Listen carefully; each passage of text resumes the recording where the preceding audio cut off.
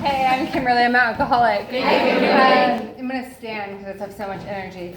So, yeah, I actually don't even know who like the secretary is, like their name. I was like, are you this? I don't know. So I'm in the right spot though. So, let's see here. So I'm Kimberly. I'm an alcoholic, and I'm pretty new to Lafayette. I moved out here in September, so we've been out here about 6 months. But I only moved from San Ramon, so it's not like it was that far, but it's very different because I didn't ever come out this way. Who cares?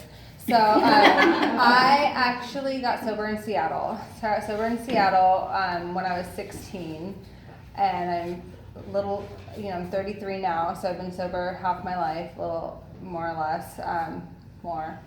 And so I literally grew up in Alcoholics Anonymous, but not in the way where it's like I just like followed parents around like thinking AA was like a place that they went. Like I literally like had to grow up and become an adult under the steps of Alcoholics Anonymous.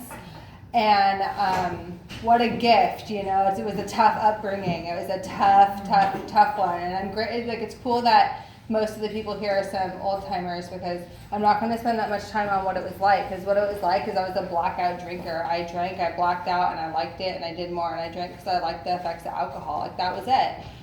Once I started drinking, I realized I found something that I didn't even think about it. I was just like I had found my calling, and I started drinking when I was 13. So I started drinking when I was 13, and by the time I was 16, my dad, the dad that raised me, my stepdad, he's my dad my whole life, my mom and my grandma, we all lived in the same house. They had an intervention, and they were like, you are either going to go to treatment or you're going to get kicked out. And I, standard alcoholic, I was like, I don't know, like it wasn't, I don't know if I'm ready to give up my drinking. Like, I don't know that it's that bad to be kicked out. Because I'd already been out. I'd already been living on like the drug dealer's couch. I'd already been doing all that. And like that wasn't enough to get me sober. I'd already been in a place that was really low. And in that moment, like I wasn't done drinking. And in that moment, I was like, but I just started this new network. I really just finally got into the people that I've been secretly like trying to network with,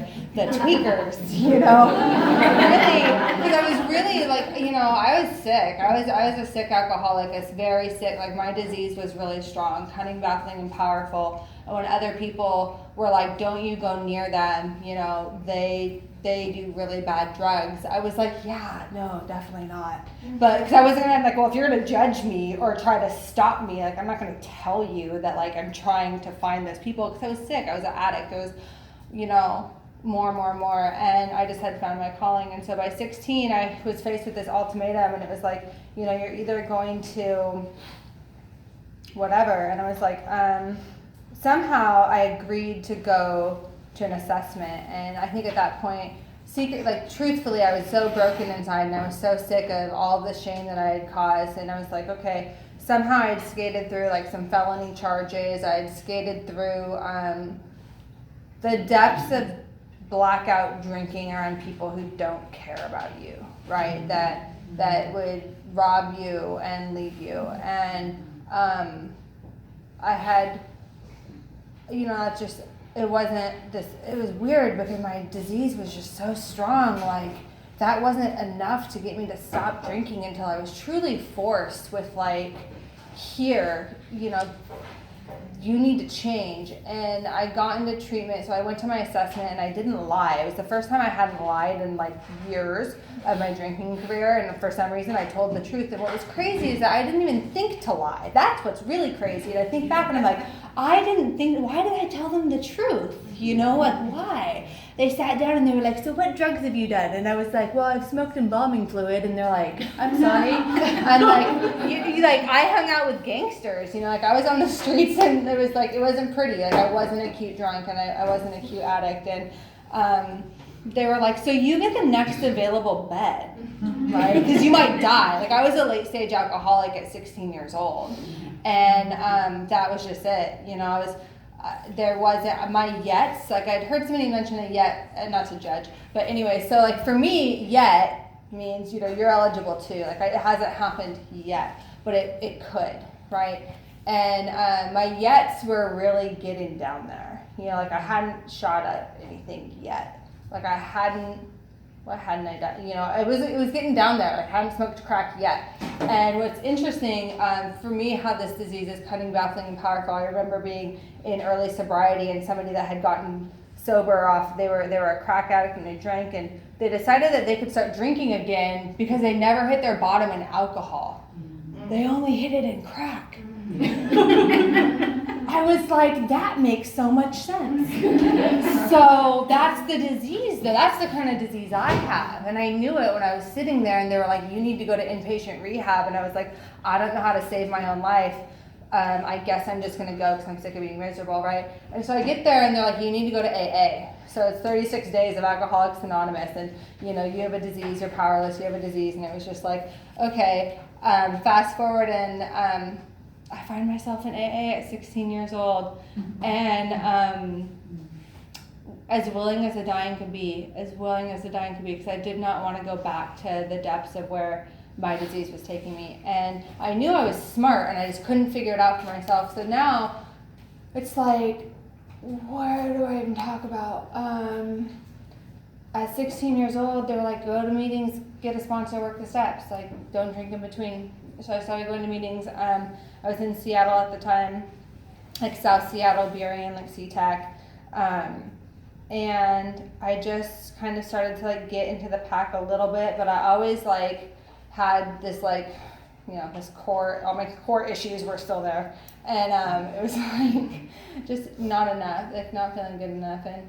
And somehow like good stuff started to happen, right? Like I slowly like went to college and I slowly like, you know, learned how to pay bills, and I slowly learned how to become like this functional member of society. And I graduated high school 2 years sober, got my driver's license at 18. So like I wasn't, you know, I was just like this little late bloomer, but I was like slowly blooming and just living life and doing all the crazy shit that like, I don't know, 22-year-olds in AA do with, you know, 6 years sober. So like, you know, it's like crazy. And so, at the club with Red Bull. And so, you know, it's like I learned how to like go through life, like doing events, not drinking. Like thankfully I learned how to, because being that young, I still had so many events to go to. Like people were gonna get married, people were gonna have bachelorette parties. Like I couldn't just hang out in a meeting hall for 7 days a week and like not participate in life, right? I had to learn how to like be a coworker and know that those people's drinking was none of my business. None of my business. And my drinking's none of their business. I don't need to tell them if I'm an alcoholic, blah, blah, blah. Like that's sacred for me. I don't need outside opinions, you know, starting to interfere with my alcoholism and my solution because they're like projecting all their shit onto me. So I just, I learned how to have these boundaries like that. I never had boundaries. I just didn't.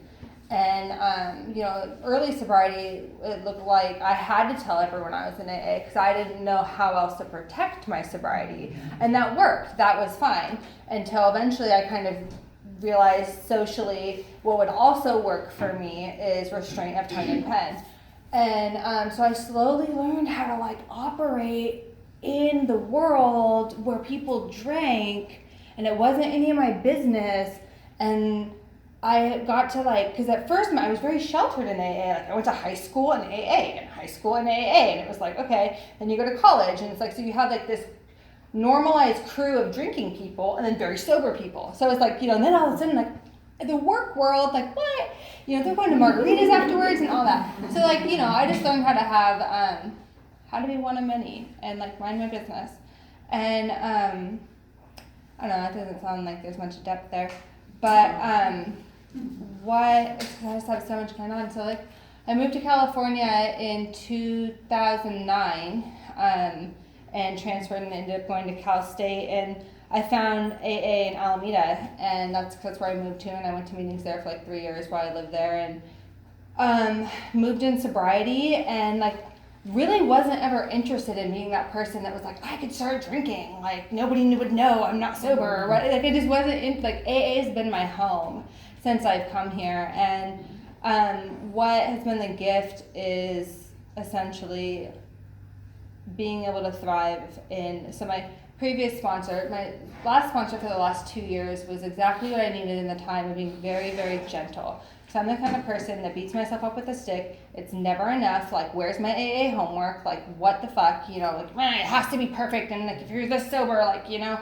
And she was so gentle and kind to me, and to just like, you know, remind me to, you know, am I being the woman that God intends me to be? Am I being a woman who loves and respects herself? And just so gentle and soft. And I'm really grateful for that.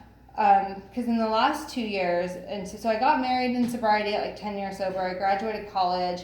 Then I had kids. So I have a 2 and a 4-year-old. And like, like, what's this life? And you know, it's just crazy. So like, that's like cool.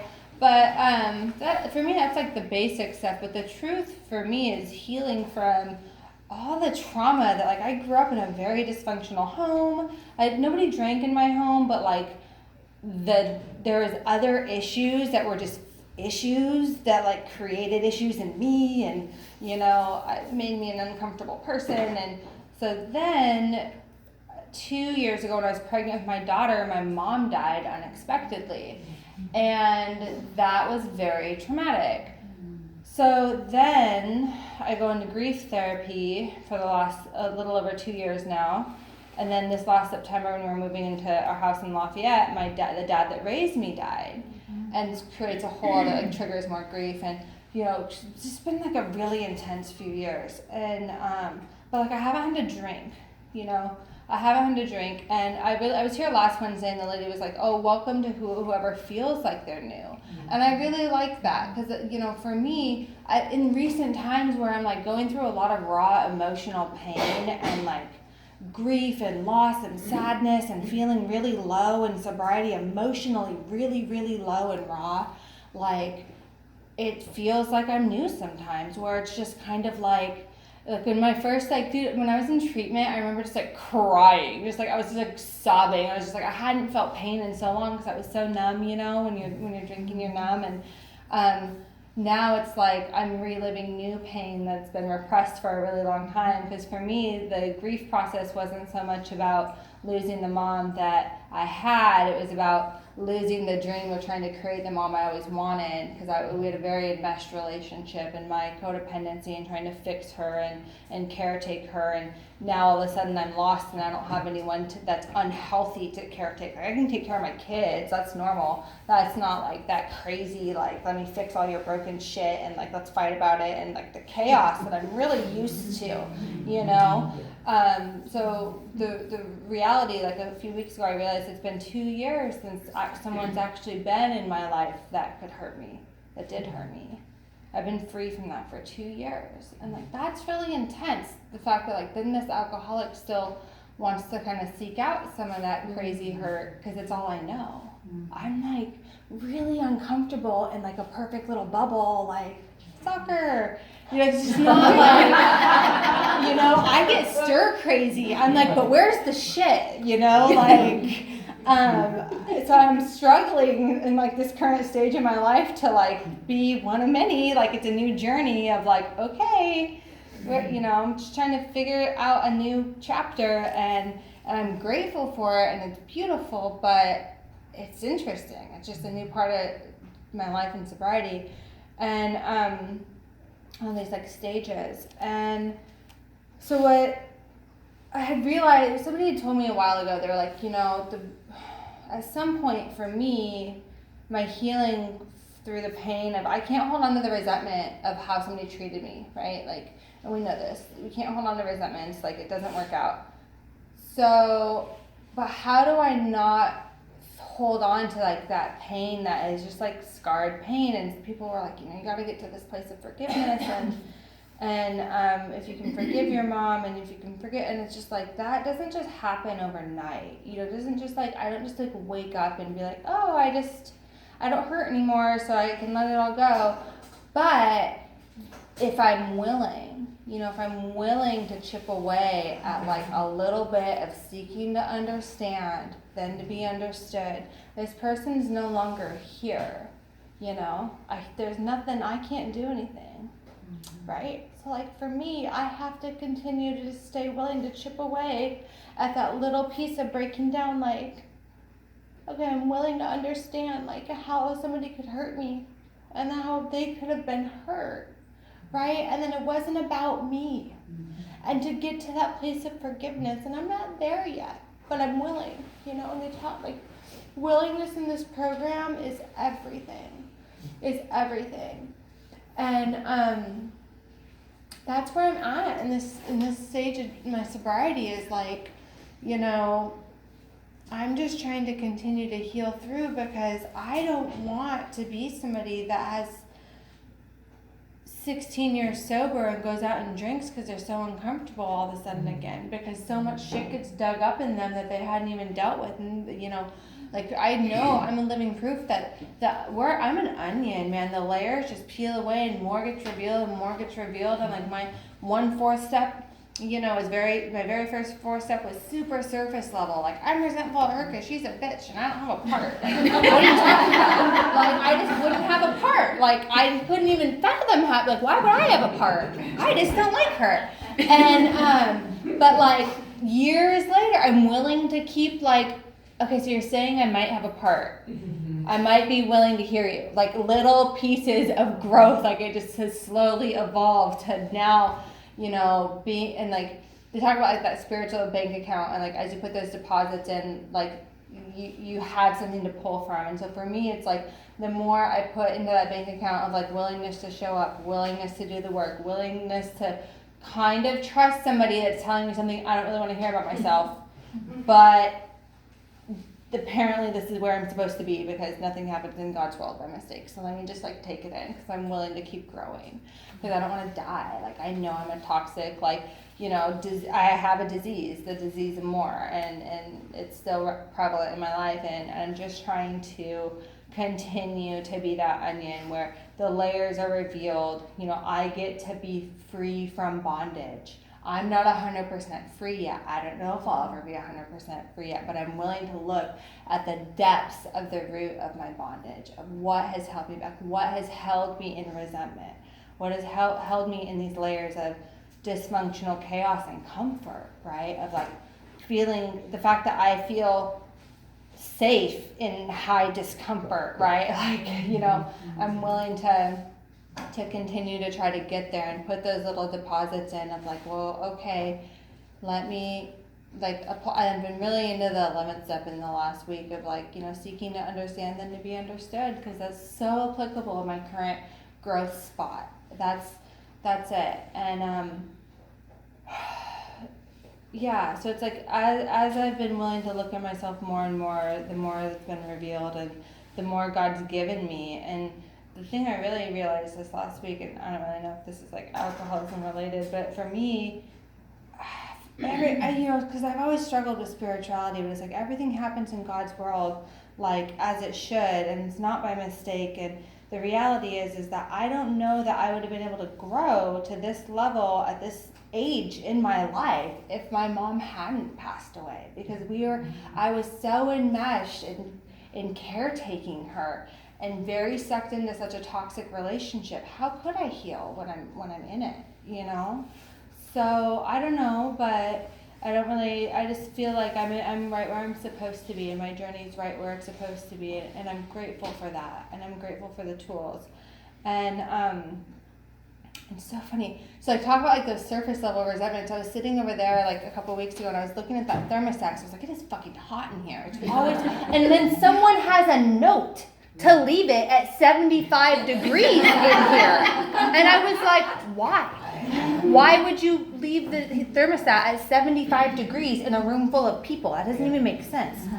So, like, talk about it was like basic, like 4 steps, right? No, she's not gonna go on my 4th step. I get it. I'm just like, whatever. I don't really care to show up to the business meeting, so I'm not gonna find out. It's like I just gotta let it go. And yeah, so I'm grateful. I'm grateful to be a sober member of Alcoholics Anonymous, and I still have work to do, so you'll see me around. Thanks. Yeah.